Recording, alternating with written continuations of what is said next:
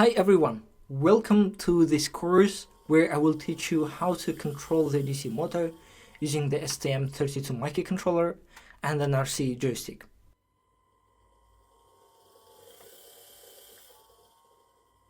We will start by understanding the main principles of the DC motors, how speed, voltage, current and torque are related to each other. Then I will introduce a motor driver, which allows us to safely run the motor using the STM32 microcontroller.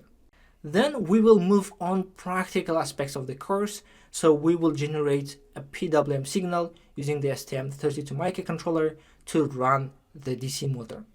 Then we will integrate an RC joystick to our system, and we will use a timer peripheral to read the input signal. And with the help of the RC joystick, we will remotely control the motor speed. Along the way, I will demonstrate the results after each stage so you can see exactly how things work.